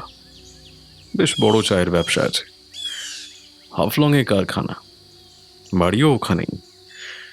বছর 5 আগে এখানে একটা চা বাগান কেনেন, তার দেখাশোনার জন্য মাঝে মধ্যেই আসতেন আর কি। বেশ হাসি খুশি ভালো মানুষ ছিলেন। ওনার চা বাগানটা কোথায়? গ্রামের শেষে। অর্থাৎ সম্পূর্ণ উল্টো দিকে। তাই হাসি খুশি ভালো মানুষ হঠাৎই রাতের অন্ধকারে সাথে 4 জন লোক আর ফায়ার আর্মস নিয়ে জঙ্গলে এলো কেন? এই কথাটা আমিও ভাবছি, কিন্তু কোনো উত্তর তো। শুধু ভাবলে তো হবে না, উত্তরটাও তো চাই। সেই উত্তরটা আমাদেরকেই খুঁজে বের করতে হবে। ঠিক এই সময় অফিসার ঠাকুরিয়া সাথে কয়েকজন কনস্টেবল নিয়ে এসে হাজির হলেন। দৈপায়ন যথারীতি বাপন আর মানিকের সাথে অফিসার ঠাকুরিয়ার পরিচয় জানিয়ে দিলেন। সামান্য কিছু কথাবার্তার পরেই অফিসার ঠাকুরিয়া কাজ শুরু করে দিলেন। তিনিও লাশগুলো আর আশেপাশের পরিস্থিতি ভালো করে দেখে নিয়ে লাশগুলো নিয়ে যাওয়ার আদেশ দিলেন। তারপরে ফিরলেন মানিক আর দৈপায়নের কাছে। তারপরে মানিককে উদ্দেশ্য করে জিজ্ঞাসা করলেন, তা তোমাদের কি মনে হচ্ছে? দেখুন, ব্যাপারটা সত্যিই খুব অদ্ভুত, বিশেষ করে ওই পায়ের ছাপগুলো। আরও একটা ব্যাপার আছে, সেটা হচ্ছে ওই লাশ আর গাছের গায়ে থাকা নখের দাগগুলো। দাগগুলো নখের হলেও ঠিক স্বাভাবিক দাগ ওগুলো নয়। সাধারণ মানুষ বা কোনো প্রাণীর নখের আঁচড় এতটা ক্লিন হয় না। এই নখের দাগগুলো যে প্রাণীর, তার নখ অত্যন্ত শার্প। ব্যাপারটা আমরা আগেই খেয়াল করেছি, কিন্তু সমস্যাটা হচ্ছে অনেক খোঁজাখুঁজি করেও এই জঙ্গলে তেমন কোনো নতুন প্রাণীর খোঁজ কিন্তু পাওয়া যায়নি। আচ্ছা, ওই পায়ের ছাপগুলো এই জঙ্গলের অন্য কোথাও কি পাওয়া গেছে? না, ওই পায়ের ছাপ এই জঙ্গলের অন্য কোথাও নেই। আমরা খুব ভালো করে দেখেছি। তাছাড়া এমন অস্বাভাবিক পায়ের ছাপ কোথাও দেখা গেলে আমি নিশ্চিত খবর পেতাম। বাপন এবারে বলল, আমার তো মনে হচ্ছে প্রাণীটা হাতি, গরিলা আর বাঘের ক্রসবিট, যা অবস্থা করেছে। কিন্তু এবারে এখান থেকে একটু সরে গিয়ে কথা বললে হতো না? আসলে ওদিকে চোখ গেলেই গাটা গোলাচ্ছে। সরে যাওয়ার আর কোনো দরকার নেই, আমরা এবারে ফিরব। এখানে আপাতত আর কিছুই দেখার নেই। বাঁচলাম বাবা। ওরা দৈপায়নের সাথে চলেই যাচ্ছিল, এমন সময় একজন গার্ড ওদের ডেকে বলল, স্যার স্যার একটা কথা বলার ছিল আপনাদের। ওর নাম অমল, স্থানীয় ছেলে। ওই আজ সকালে ঘটনাটা প্রথম দেখতে পায়। বলো অমল, কি বলতে চাও? মানে স্যার, এসব কাজ জঙ্গলের কোনো জন্তুর নয়। আবার সেই কথা শুরু করলো। আপনি বলুন না, আপনি কি জানেন এই কাজগুলো কার? স্যার, কাজগুলো বারোগাছার। এমন কাজ বারোগাছা ছাড়া আর কেউ। অমল কথা শেষ করতে পারল না, তার আগেই দৈপায়ন তাকে এক ধমকে থামিয়ে দিয়ে বলল, এই তুমি এবার থামো তো, যাও, যত সব ফালতু অন্ধবিশ্বাস। ধমকটা খেয়ে অমল আর কিছু না বলে চলে গেল। দৈপায়ন বললেন, তোরা চল, এখনো তো ব্রেকফাস্টও হয়নি। ওরা এগোলো। গাড়িতে উঠে মানিক জিজ্ঞাসা করল, আচ্ছা, এই 12 গাছেটা কি কাকু? হ্যাঁ, নামটা খুব অদ্ভুত। এটা কি? বারোগাছা এখানকার একটা মিথ। স্থানীয়দের মতে বারোগাছা হচ্ছে এই জঙ্গলের রক্ষক। এই জঙ্গলের যদি কোনো ক্ষতি হয় তাহলে তার পরিশোধ নেওয়ার জন্য জেগে ওঠে এই বারোগাছা। আমি শুধু এটুকুই জানি। অর্থাৎ স্থানীয় লোকেদের বিশ্বাস কাজগুলো এই বারোগাছাই করেছে, তাই তো? অপছন্দের হলেও এটাই সত্যি। এই 12 গাছা সম্পর্কে আর একটু জানতে চাই, সেই ব্যবস্থা করে দিতে পারেন কি? সে করা যেতেই পারে, কিন্তু তুইও কি? কোনো রহস্যের তদন্তে নামলে তার প্রতিটা দিক খুঁটিয়ে দেখা একজন তদন্তকারী কর্তব্য। তবেই তো আসল সত্যিটা সামনে আসবে। সেই জন্যই জানতে চাইছি। আরেকটা ব্যাপার, এখনও যারা যারা মারা গেছেন তাদের ডিটেলসটা আমার লাগবে। একটা পয়েন্টে যেন বাদ না যায়, প্রত্যেকটা ক্ষুদ্র ডিটেলস আমার চাই। সে ব্যবস্থাও হয়ে যাবে। অফিসার ঠাকুরিয়াকে বললে উনিই সব করে দেবেন। বাপন এবারে মানিককে জিজ্ঞাসা করলো, আর জিজ্ঞাসাবাদের ব্যাপারটা কবে থেকে শুরু হবে? এসব বিষয়ে ওটাই আমার ফেভারিট চ্যাপ্টার। ডিটেলসগুলো আগে না হয় দেখা যাক, তারপরে সেই বুঝে ইন্টারোগেশন শুরু করা যাবে।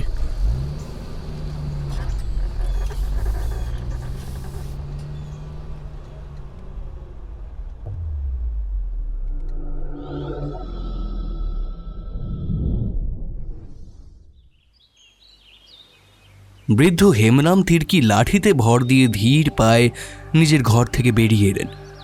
বৃদ্ধের বয়স আন্দাজ করা বেশ কঠিন, 80 থেকে 100 যা কিছু হতে পারে। মাথায় চকচকে টাক, গায়ের রং বেশ চাপা, বয়স বৃদ্ধিতে সেই রং আরও কিছুটা কালো হয়েছে। বৃদ্ধের গালে দাঁড়ি গোফের জঙ্গল, বলা বাহুল্য প্রতিটা লোমের রঙই সাদা। বৃদ্ধ লাঠিতে ভর দিয়ে থাকলেও অনেকটা সামনের দিকে ঝুঁকে পড়েছেন, বয়সের ভারে আর কি। ওনার দুটো ঢুলু ঢুলু চোখে শান্ত অভিজ্ঞ দৃষ্টি। পরিধান বলতে একটা ময়লা সাদা ধুতি আর গায়ে কালো মোটা চাদর। ঘরের বাইরে এসে হেমরাম বেশ কিছুক্ষণ তাকিয়ে রইলেন তাঁর সামনে দাঁড়িয়ে থাকা 6 জনের দিকে। দৈবায়নকে তিনি চেনেন, কিন্তু বাকি 5 জন কম বয়সী ছেলে মেয়ের মুখ জীবনে প্রথমবার দেখছেন। একটা ছেলের কাঁধের ওপরে বসে আছে বেশ বড় মাপের একটা ঈগল। বেশ অবাকই হলেন বৃদ্ধ হেমরাম। তার প্রধান কারণ, ওনার সাথে সচরাচর কেউ দেখা করতে আসে না। বৃদ্ধ জিজ্ঞাসা করলেন, কি ব্যাপার বাবু, আপনি এখানে? আসলে আপনার কাছ থেকে কিছু জিনিস জানার ছিল। হেমরাম আরও অবাক হলেন।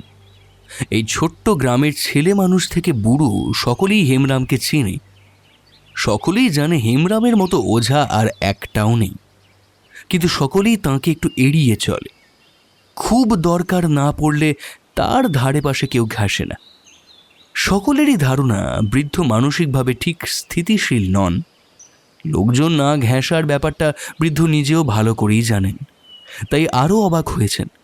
বললেন, আমার কাছে জানতে চান,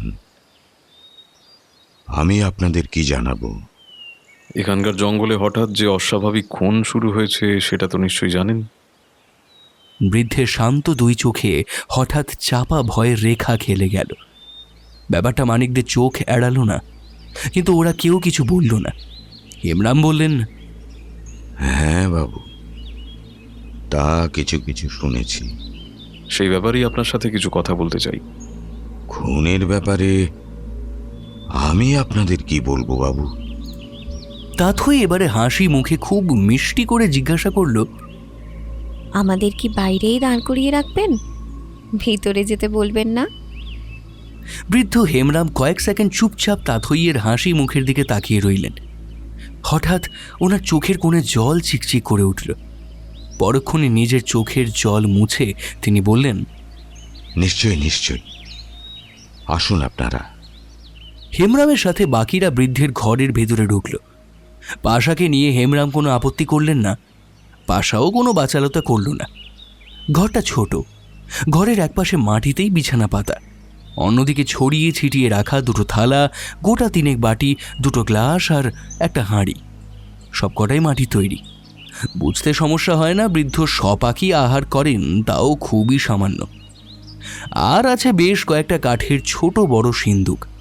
ঘরে ঢুকে হেমরাম একটা মাদুর বিছিয়ে দিলেন, তারপরে অত্যন্ত বিনীত স্বরে বললেন, আমি একেবারে গরিব মানুষ বাবু, আপনাদের খাওয়ানোর মতো আমার কাছে কিচ্ছু নেই।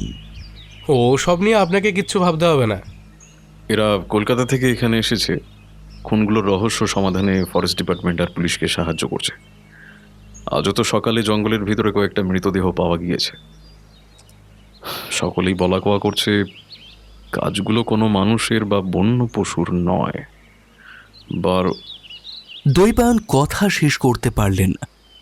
তার আগেই বৃদ্ধ বললেন, 12 গাছার, আর এই 12 গাছা সম্পর্কেই আপনারা আমার কাছে জানতে এসেছেন, তাই তো বাবু?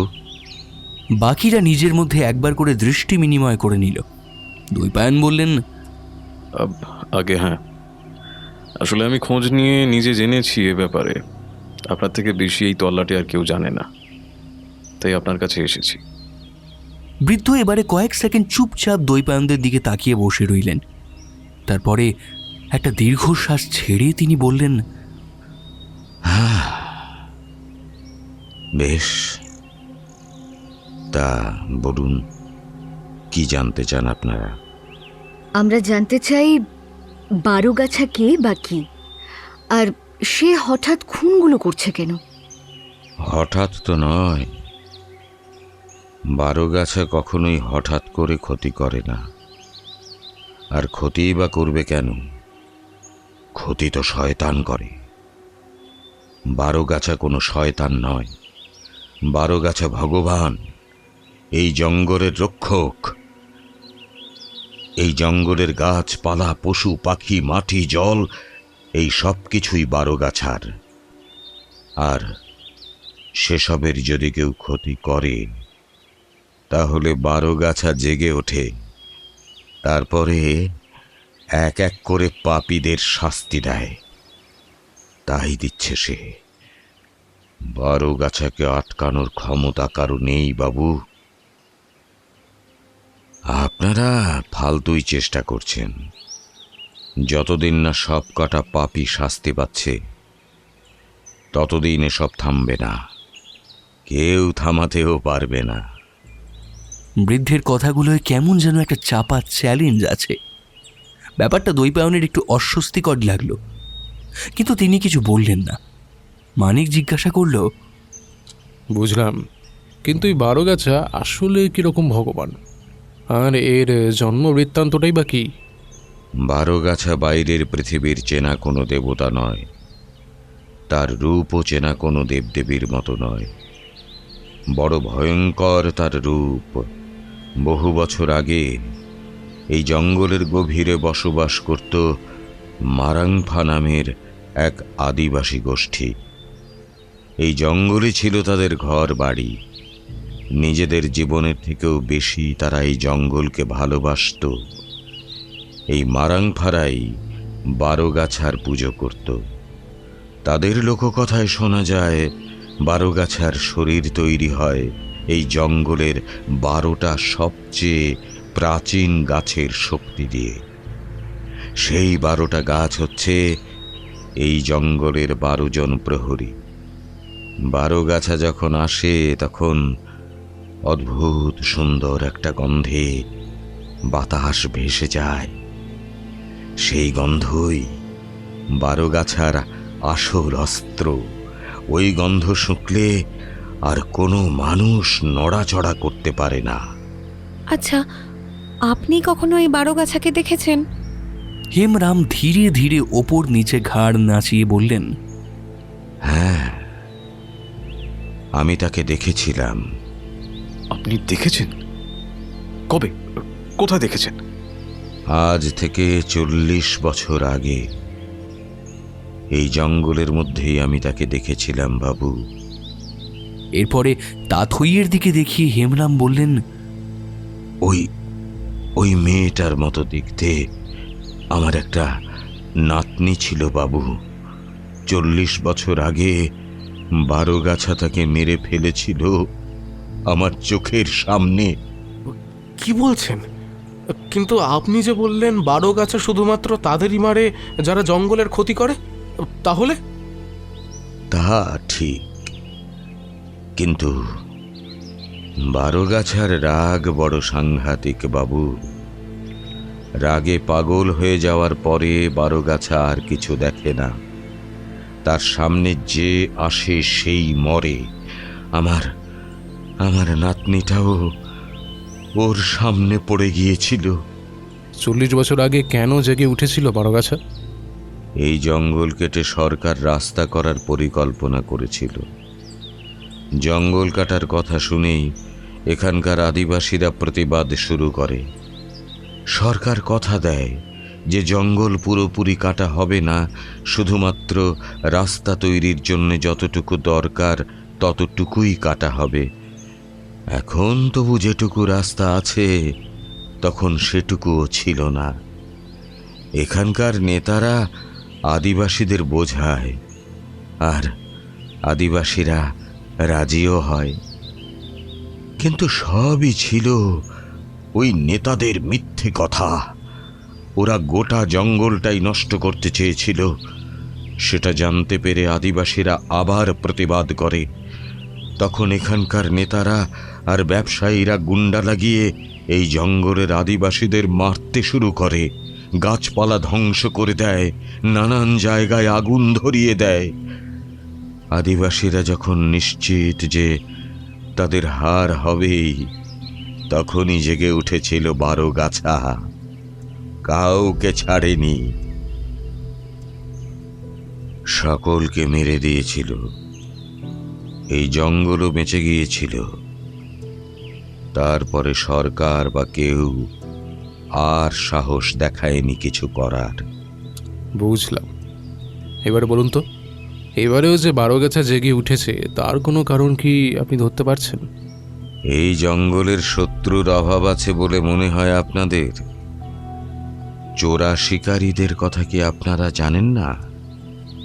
শুধুমাত্র চোরা শিকারীদের মারার জন্যই বারোগাছা জেগে উঠেছে বলছেন? আরও অনেক কারণই আছে। এই জঙ্গলে ইচ্ছে মতো গাছ কাটা হয়, আদিবাসীদের ওপরে অত্যাচার হয়, জঙ্গলের মাটি বেচে দেওয়ার মতলব চলছে। এসবের পরেও কি জঙ্গলের রক্ষক না জেগে থাকতে পারে? এরপরে আরও কিছুক্ষণ ওদের কথা হলো, কিন্তু তেমন প্রয়োজনীয় আর কোনো তথ্য পাওয়া গেল না। বৃদ্ধ হেমরামকে বিদায় জানিয়ে ওরা বেরিয়ে এলো।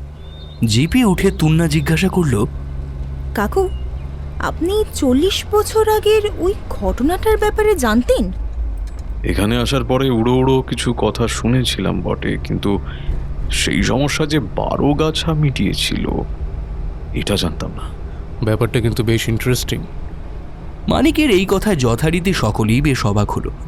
টুয়া জিজ্ঞাসা করলো, এই মানিক, তুইও কি ভাবছিস কাজগুলো বারোগাছাই করেছে? ব্যাপারটাকে এভাবে উড়িয়ে দেওয়ার মতো কোনো কারণ তো আমি দেখছি না। সকলে আরো অবাক। বাপন বলল, কি সব বলছিস মানিক? এই ব্যাপারটা শুনেই তো একটা মিথিক্যাল গল্প বলে মনে হচ্ছে। আর সেটা তুই বিশ্বাস করছিস কেমন করে? ভুলে যাস না বাপন, প্রতিটা মিথিক্যাল গল্পের মধ্যেই কিছু একটা সত্যি লুকিয়ে থাকে। সেই সত্যির সাথে মানুষের ভয়, ভক্তি, বিশ্বাস এই সব মিশে তৈরি হয় এক একটা অবিশ্বাসের লোককাহিনী। একটু চেষ্টা করলে সেই লুকিয়ে থাকা বা হারিয়ে যাওয়া সত্যিটা খুঁজে বের করা সম্ভব। আমার মন বলছে এই রহস্যের ক্ষেত্রেও বারোগাছার গল্পের ভিতরে আসল সত্যির অনেকটা লুকিয়ে আছে। এই গল্পের মধ্যে তুই কি সত্যি দেখতে পাচ্ছিস সেটা তো বুঝতে পারছি না। আমাকেও একটু বুঝিয়ে বল, তুই কি ভাবছিস? মানিক কোনো উত্তর না দিয়ে জিজ্ঞাসা করলো, প্রথম যিনি মারা গিয়েছিলেন তিনি কোথায় থাকতেন? ওই ব্যক্তির নাম ছিল শ্রীজয় ত্রিবেদী। একজন রিপোর্টার ছিলেন। এসেছিলেন এখানকার জঙ্গলের উপর একটা আর্টিকেল লিখতে। অত রাতে উনি জঙ্গলে কি করতে গিয়েছিলেন? যে স্থানীয় বাড়িতে শ্রীজয় ছিলেন সেই লোকটার সাথে কথা বলে পুলিশ জানতে পেরেছে যে শ্রীজয় প্রায় রাতেই জঙ্গলে যেতেন। কারণ হিসাবে তিনি বলেছিলেন লেখার জন্য রাতের জঙ্গলের পরিবেশটা জানা তার জন্য খুব দরকারি। তো কোন নিউজ পেপারে রিপোর্টার ছিলেন? দিল্লির একটা নিউজ পেপার, নাম নিউজ ডেলি। সেখানে খোঁজ নেওয়া হয়েছে? সেটা আমি বলতে পারবো না, ওটা অফিসার ঠাকুরিয়া জানেন। আচ্ছা, আরেকটা ব্যাপার, 40 বছর আগে যে ঘটনাটা ঘটেছিল সেটা সম্পর্কে ভালোভাবে জানেন এমন কেউ কি আছেন? অল্পক্ষণ ভেবে দৈপায়ন বললেন, একজন আছেন। ভদ্রলোকের নাম সৈয়দ হোসেন, প্রায় 75-এর মতো বয়স। 40 বছর আগে ওই ঘটনার সময় হোসেন বাবু ছিলেন এখানকার ফরেস্ট অফিসার। উনি কিছু জানলে জানতে পারেন। তো উনি কোথায় থাকেন? পাশের গ্রামেই থাকে। এখন যাবি? না, এখন ওখানে গিয়ে কোনো লাভ নেই। থানায় চলুন একবার, অফিসার ঠাকুরিয়ার সাথে একবার কথা বলা দরকার। দৈপায়ন আর কিছু না বলে থানার উদ্দেশ্যে জিপ ছোটালেন।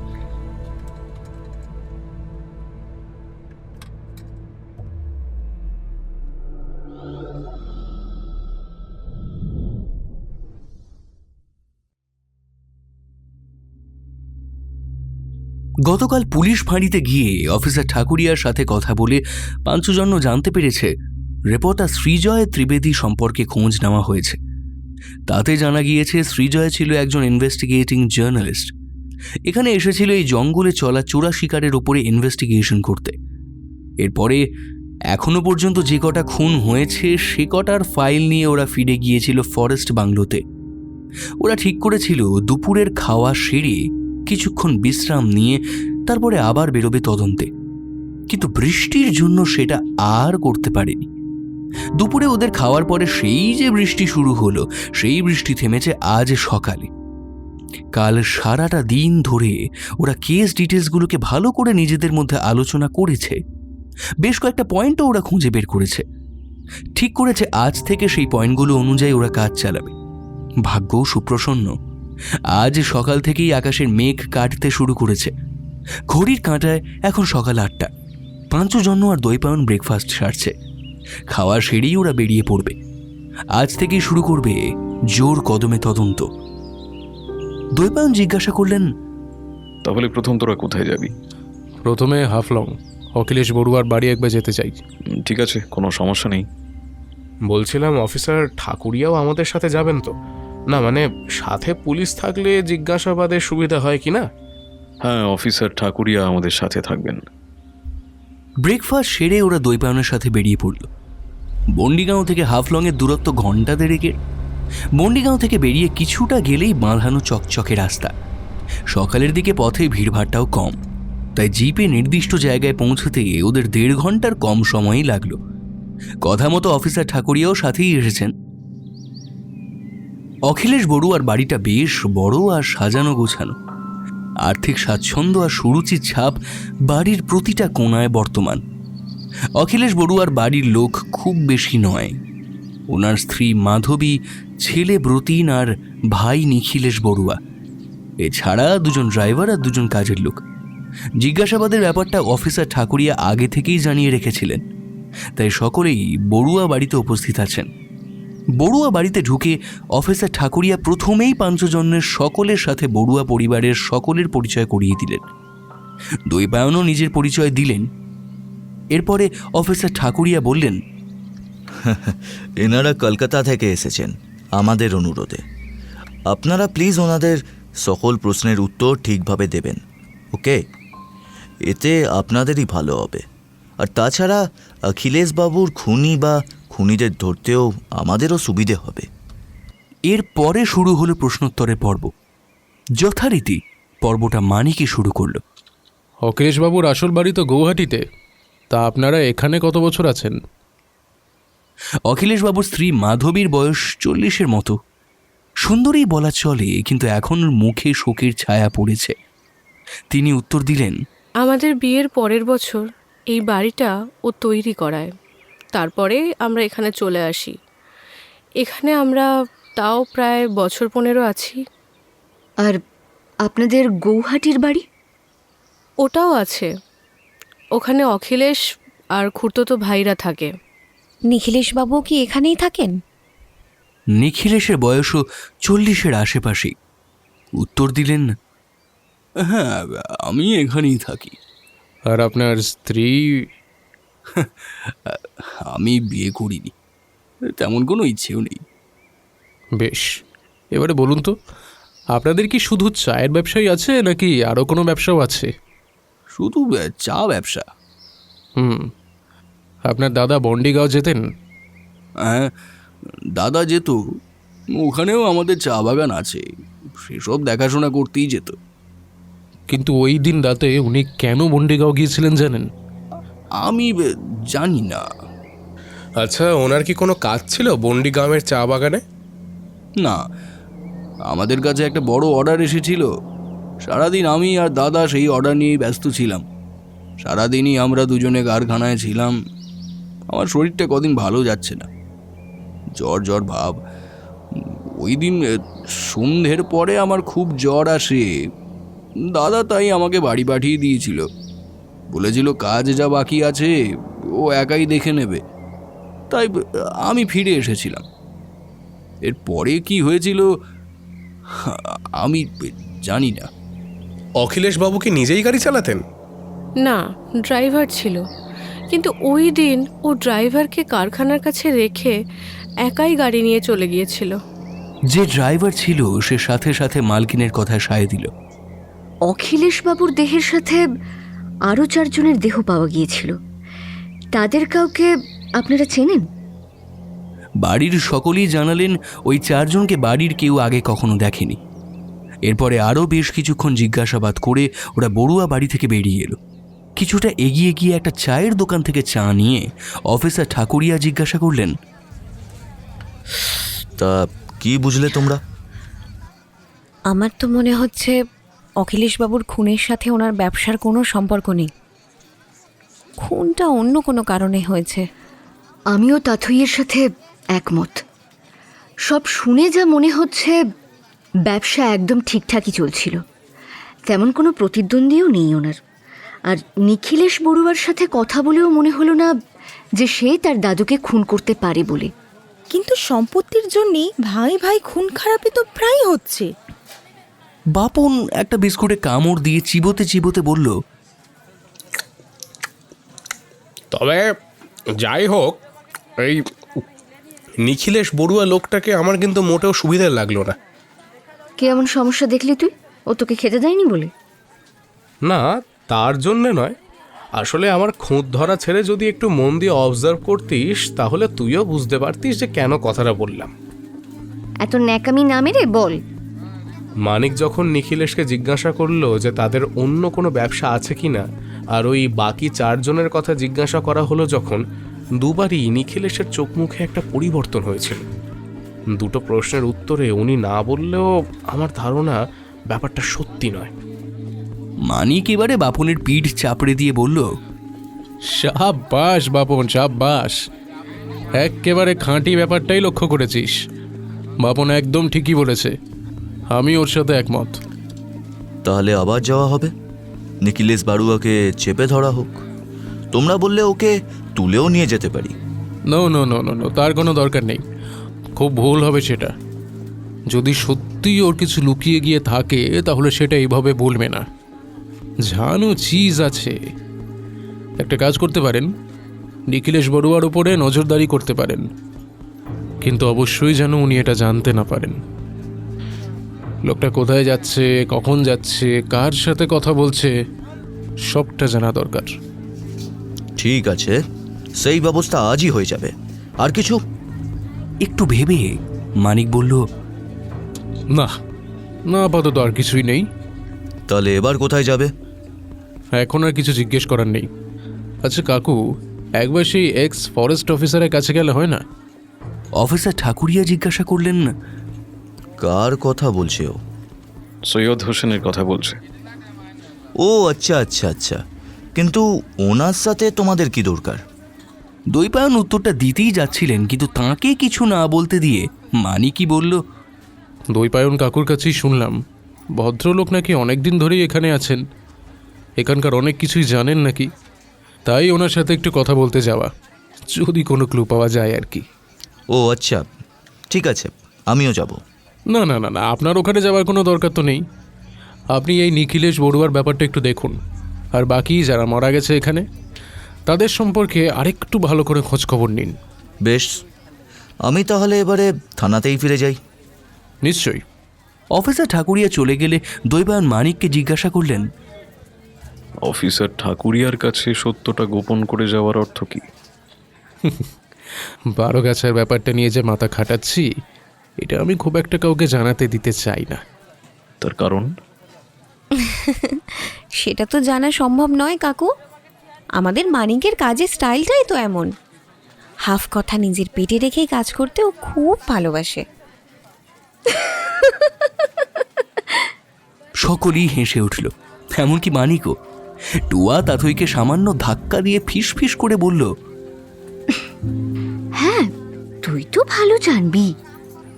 চা বিস্কুট খাওয়া শেষ করে দাম মিটিয়ে দৈপায়নের জিপে করে ওরা রওনা দিল বন্ডিগাঁওয়ের পাশের গ্রাম ভুঁইশিলার উদ্দেশ্যে।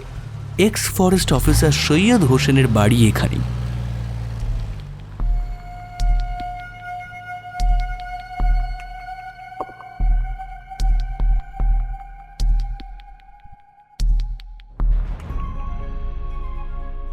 একটা অদ্ভুত জঙ্গল, কিছু অস্বাভাবিক মৃত্যু, আর এমন কিছু প্রশ্ন যার উত্তর এখনো অন্ধকারের আড়ালে। পাঞ্চজন্য কি পারবে এই রহস্যের আসল চেহারা খুঁজে বার করতে, নাকি জঙ্গলের বুকে সেই অন্ধকার আরও গভীর কোনো সত্যি লুকিয়ে রেখেছে নিজের পেটে? জানতে হলে শুনতেই হবে দ্বিতীয় পর্ব। আজকের পর্বে সূত্রধার ও কথক শুভঙ্কর দেবনাথ, মানিক নীল চক্রবর্তী, বাপনের চরিত্রে সৌমিক দাস, টুয়ার চরিত্রে অধ্যায় সাহা, টুন্নার চরিত্রে সুইটি সোনার, তাথইয়ের চরিত্রে তানিশা দাস, সৃজয় কুন্তল ভট্টাচার্য, মল্লিকা দিতিপ্রিয়া রায়, অমল পার্থ মুখার্জি, দৈপায়ন বসু এবং থেংরুর চরিত্রে কৌশিক ব্যানার্জি, আনোয়ার ও অফিসার ঠাকুরিয়ার চরিত্রে রনিত ব্যানার্জি, এছাড়া বিভিন্ন চরিত্রে আসুনজন, শুভঙ্কর, নীল ও সৌমিক। আজকের গল্পে আবহ নির্মাণে শুভজিৎ বটব্যাল, প্রচ্ছদ নির্মাণে ছিলেন প্রীতম দেব। সমগ্র পর্ব পরিচালনা এবং প্রযোজনায় টিম কেয়ার অফ কাহিনী। আজকের মতো আমাদের সময় এখানেই শেষ। পাঞ্চজন্য আ সলিউশন এক্স এর দ্বিতীয় পর্ব নিয়ে আবার ফিরে আসছে খুব শীঘ্রই। ততদিন পর্যন্ত ভালো থাকুন এবং সকলকে সুস্থ রাখুন। শুনতে থাকুন গল্প, শুনতে থাকুন রহস্য, শুনতে থাকুন কেয়ার অফ কাহিনী।